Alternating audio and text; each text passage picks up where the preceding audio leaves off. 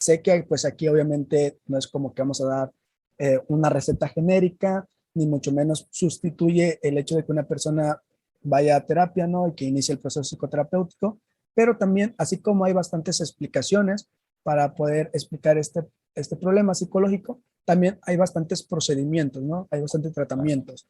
¿Me podrías mencionar algunos respecto a cómo se trabaja con la ansiedad social? Claro, claro. Bueno, tradicionalmente, ¿no? Al menos desde las terapias de conducta o las terapias cognitivas conductuales, lo que tradicionalmente se ha venido realizando es la terapia de exposición, ¿no? Okay. Eh, Aquí vale mucho la pena, ¿sí? Y creo que aquí en esta parte nos ayuda mucho determinar con qué tipo de ansiedad social estamos trabajando. Yo te decía hace Okay. ratito, ansiedad social discreta, ansiedad social generalizada, porque al menos algunos autores han señalado que si hablamos de ansiedad social discreta, es decir, temor a una, dos situaciones de interacción social, el tratamiento es el mismo que se realiza, por ejemplo, para fóbicos específicos. Mm. Es decir, se elabora una jerarquía, se le enseña a los consultantes a evaluar su nivel de ansiedad con esto que llaman escalas subjetivas de ansiedad, ¿no? Las famosas SUDS, ¿no? El paciente aprende, ¿no? A decir, ok, en este momento estoy 8% ansioso o en una escala del 0 al 10 tengo un 8 de ansiedad o en este momento tengo un 6 de ansiedad, ¿no? Estas escalas subjetivas, estas autoevaluaciones que el consultante hace de su estado de ánimo, ¿no? Su estado Okay. emocional. Esa es la primera parte. La segunda parte consistiría también tradicionalmente, ¿no? En enseñarles estrategias de afrontamiento. Es decir, todas esas estrategias que el consultante hace antes de exponerse al estímulo que produce ansiedad. Por ejemplo, técnicas de relajación, por ejemplo, autoinstrucciones, cuando el paciente se dice a sí mismo, no me va a pasar nada malo, sé que esto lo voy a percibir un poco mal, pero de ahí no va a pasar, por ejemplo, esto es ansiedad, yo ya sé que la ansiedad no me va a matar, por ejemplo, ¿no? Eh, y ya llegamos al punto en donde se elabora la jerarquía, cada una de las situaciones por las que el consultante deberá pasar, ¿sí? A lo largo del proceso de terapia, y que cada una de ellas pues tiene que ver con la interacción, cada una de ellas que tiene que ver con la situación que le produce ansiedad, ¿no? Por ejemplo, este chico que te comentaba, ¿no? Que tenía fobia a exponer en clase, organizamos con él una jerarquía en donde él tenía que hablarle de un tema de estos que él veía en la universidad, primero a una persona que era su terapeuta, en la segunda sesión a su terapeuta y a un invitado de él, en la tercera sesión a su terapeuta, a su invitado y a un invitado del terapeuta. Y así sucesivamente, conforme avanzábamos las sesiones, íbamos invitando a una persona diferente. Terminamos esas exposiciones cuando él logró dar una exposición, ¿sí? A 15 personas, por ejemplo, ¿no? Ya, él estaba exponiéndose dando una exposición, ¿no? Interesante. Sí, entonces digo, tradicionalmente es eso, ¿no? La terapia de exposición, como toda terapia de exposición, la jerarquía pues debe ir como bien organizada, muy clara, el consultante debe tener claro cuál va a ser su conducta en cada ítem de la jerarquía hasta llegar al punto más alto que en teoría sería el que le generaría más ansiedad, ¿sí? Okay. Eh, Obviamente el terapeuta le acompaña a lo largo del proceso, se dejan algunos ejercicios de autoayuda o tareas para casa para que el consultante siga exponiéndose fuera del consultorio terapéutico, por ejemplo, ¿no? Vale. Tradicionalmente es eso, ¿no? Hay otras intervenciones que parten de modelos más cognitivos en donde el terapeuta refuta esas creencias catastróficas, ¿no? Esos pensamientos de todo o nada, esos pensamientos de que él es un fracasado o fracasada, etcétera, etcétera, como una terapia más cognitiva, vaya, ¿no? Okay. Y bueno, actualmente existen otros abordajes, las ya tan famosas terapias contextuales, ¿verdad? Eh, por ejemplo, pues tendría que dejar en claro con el consultante desde un inicio, o al menos en las primeras sesiones, cuáles son los valores del paciente, ¿no? Siempre poniendo las acciones del paciente ahí como estas acciones comprometidas que le van a permitir acercarse a esos valores. Por ejemplo, ¿a qué te estarías acercando si logras hacer esa exposición en clase? Etcétera, etcétera. No digo, creo que todas las terapias tienen un elemento central y Mm, ese elemento central es la interacción, es la exposición. Porque aunque con tu terapeuta, supongamos que tu terapeuta no es un terapeuta de conducta, ujú. aunque tu terapeuta no te hable de eso, te estás exponiendo al interactuar con él, Sí, ¿no? sí. O sea, El de entrada ya es una reír. exposición. Claro, el ir a terapia, el platicar con el terapeuta, ya es una exposición en donde incluso tal vez el terapeuta ni lo sepa, ¿sí? Porque tal vez practica otro modelo psicoterapéutico, pero está reforzando Claro. esa conducta de interactuar del consultante, ¿no? Ujú. Creo que ese es el elemento central, ¿no? Al menos hablando desde esta perspectiva. Claro, interesante. Para ejemplificar, voy a dar mi ejemplo porque mientras estabas narrando algunas cuestiones de los procedimientos, fue, mira, yo hice algo similar, ya había ido a un taller de ansiedad, ¿no? De que dio el buen Itiel con Salvador, y Ok, yo tenía esta problemática primero de hablar en público. Bueno, vale. cuando fui, lo haré de manera muy rápida porque sé que también el tiempo, ¿no? Eh, y entonces yo dije, ¿cómo me puedo ir exponiendo? Dije, voy a empezar a hacer pequeños formatitos de videos. Bueno, ya cuando dije, ok, como que aquí no siento que ya no me genera tanta molestia, incomodidad, dije, me voy a exponer en clases. Y entonces le empecé a pedir a mis maestros que me dieran la oportunidad de exponer, o cada vez que había la oportunidad de exponer, me exponía, ¿no?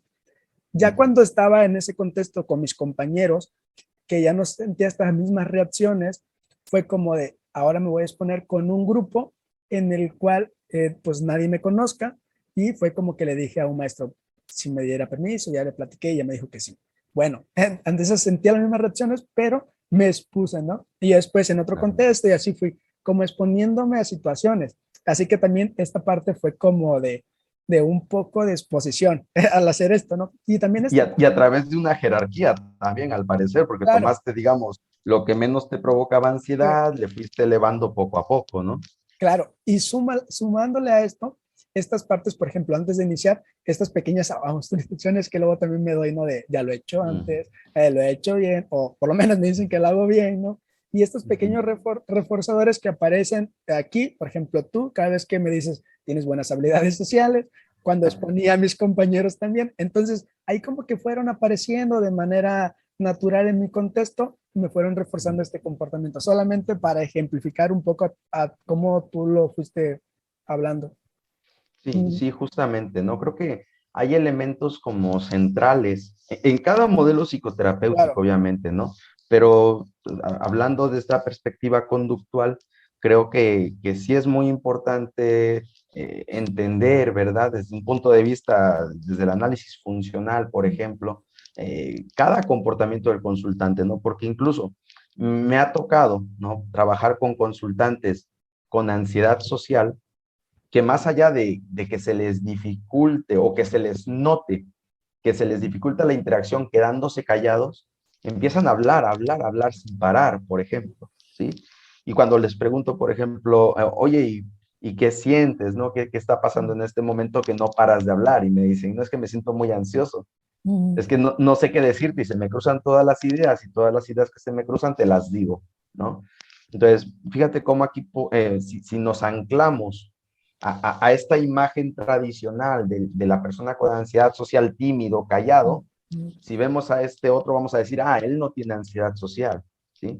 Pero es lo que, es lo que siempre decimos, ¿no? Digamos, topografías distintas, pero una misma sí, función en ese sentido, ¿no? sí, claro. Y qué bien que apuntas esta parte, ¿no? Porque sí puede existir estos como dos polos, ¿no? De esta persona que mencionas, ¿no? De que a lo mejor hable y hable y hable, topográficamente es distinta, pero Ujú. funcionalmente es lo mismo, ¿no? Y qué bien que ahí Claro. que lo apartas muy bien.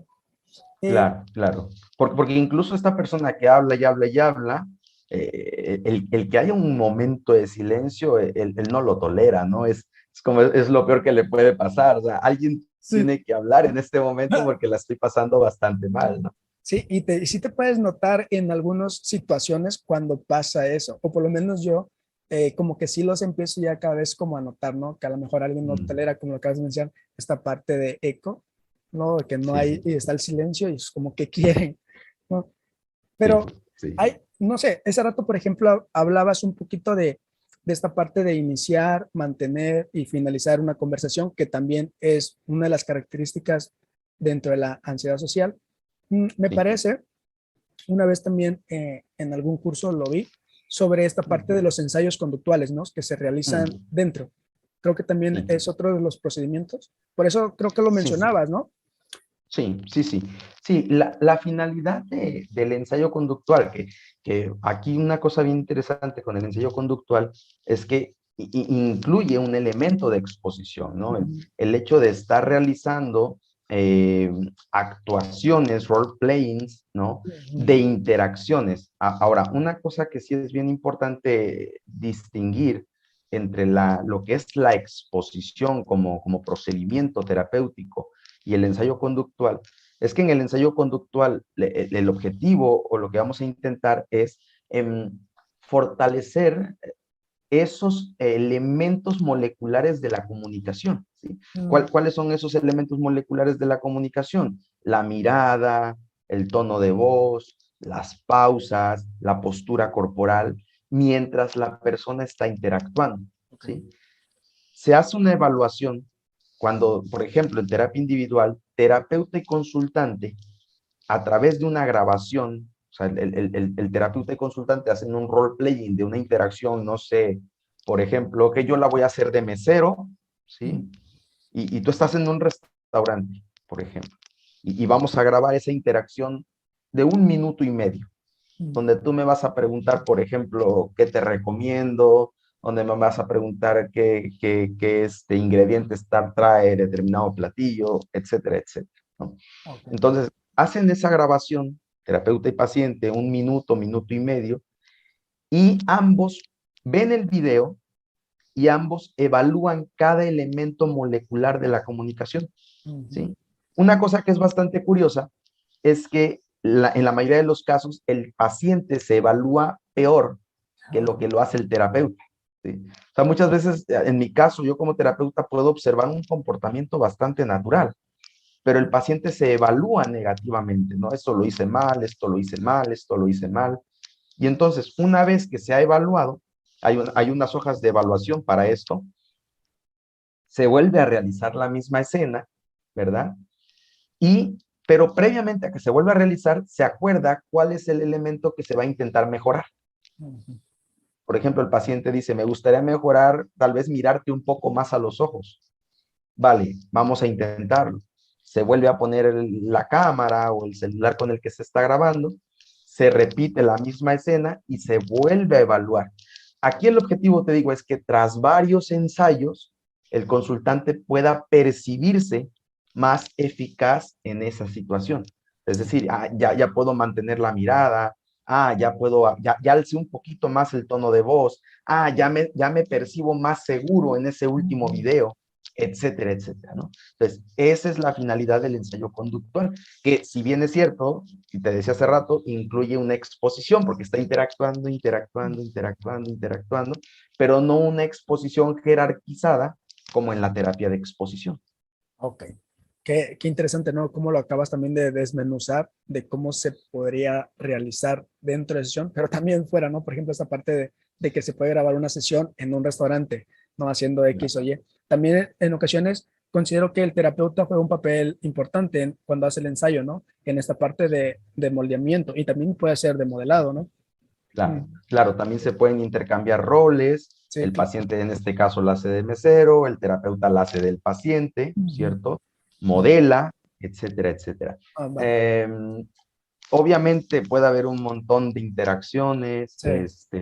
y una cosa bien interesante también es que aquí entra otra parte que podría hacer más efectiva, más efectivo el ensayo conductual, y esto tiene que ver con si es terapia individual o si es terapia grupal, ¿no? Mm, ok. Obviamente, por obvias razones, parecería ser que la terapia grupal sería más efectiva porque hay mayor número de personas, puedes cambiar con los participantes, los roles, por ejemplo, puedes modelarle a otro participante que no pueda hacer una conducta que tú sí puedes hacer, por ejemplo.